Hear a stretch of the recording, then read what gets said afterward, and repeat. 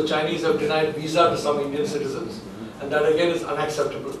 I'll give you one particular case. We had a Lieutenant General who was commanding a corps in Kashmir. And because he was commanding a corps in Kashmir, Chinese said, we cannot give him a visa because the reason was the Pakistani friends would be upset. So for more than 1 year, we completely stopped all military contacts to China. Even retired military officers were barred from traveling to China, and retired Chinese officers were barred from coming to India. For more than 1 year, we enforced a total ban until the Chinese accepted a Lieutenant General from Kashmir into a delegation. So quite frankly, as I said, in China also there is a slightly NATO-American kind of superiority mindset. And sometimes they also provoke us by visa, etc., which again we are not ready to stand. I mean, personally, as someone who is a little nationalist, our government has been very weak in some situations. I think my government and my Prime Minister have been dealing with extremely weakly. But even a weak Prime Minister was forced to react when the Chinese denied a visa to somebody just because he's a, we will send our delegation. We have the right to choose that delegation. You do not have the right to choose that delegation.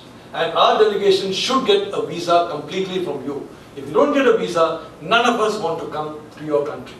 We are very, very clear, we don't want it. So the problem with mil-mil contact, frankly, a lot of the problem is from the Chinese side. They are still, many of the PLA people are still in love with Pakistan and the Pakistan army. The Pakistan army is a very negative on India. So because of this love affair between the PLA and the Pakistan army, they put conditions which are humiliating for any country. And as I said, in our country, we will not accept any condition, which we regard as humiliating. So far as mil-mil contact is concerned, frankly, once the Chinese are ready to ensure that visas are given and free exchange takes place, on India's side, we welcome it. One positive thing I can tell you. One Indian naval fleet, a small fleet, was in Japan and I think Korea.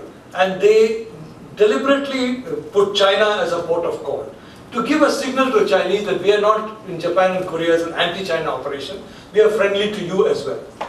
And there were some people in the military who were wondering what will be the Chinese reaction, will it be friendly, will it be unfriendly. I'm happy to say the Chinese reaction was extremely friendly. The ships were treated with great honor, the soldiers were treated with, the sailors were treated with great respect. The reaction was extremely positive and friendly. And that has created a very good feeling for China in the mind of the naval officers of my country. So there are positive signals, there are negative signals. We don't know whether the hawks or the doves, the India hawks or the India doves are going to win the battle. But I can tell you, if the hawks win, we are in for definitely, a period of tension between us. If the doves win, I think there will be increasing mil-mil contact. We are, on the Indian side, welcome military contact with the Chinese side, because we feel once the Chinese understand that our army is a professional army, they will understand it is more natural to be close to our army. The Pakistan army considers itself an army of jihad. The motto is jihad.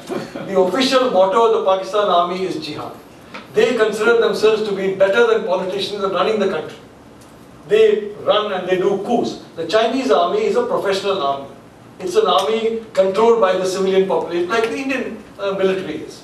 So there is much more in common between the Chinese military and the Indian military than between the Chinese military and the Pakistan military.